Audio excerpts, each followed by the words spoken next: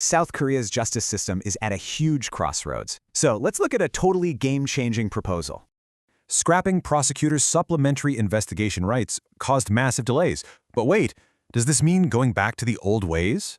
Right now, we're stuck.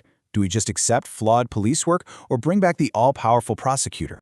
Honestly, just handing rights back to prosecutors, that's a huge step backward, and we've got to refuse it. The proposed alternative? Shift that investigation control to a totally neutral, highly independent preliminary judge. This judge would actually command all those heavy-hitting agencies like the National Office of Investigation and the CIO. But hey, who watches the judge, right? How do we stop them from becoming an unchecked dictator? Well, unlike the French system, this new Korean preliminary judge cannot just issue warrants on their own. It's a perfect triangle. The judge plans the investigation, but prosecutors must screen and actually request those warrants.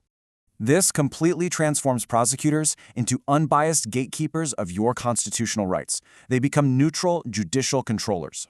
It's incredible. This intricate design proves that a perfect separation of investigative and warrant powers is actually possible. And get this, as the Constitutional Court ruled in 2023, shifting investigative power like this is entirely legal. Past rulings were deeply divided, splitting 5-4. But this new architecture, it heals that fracture completely. Keeping warrant power with a unified prosecutor's office literally satisfies everyone and maximizes human rights protection. With these flawless checks and balances, this model easily paves the way for unanimous constitutional ruling. So, what do you think? Is this highly balanced framework the ultimate blueprint for a truly just society?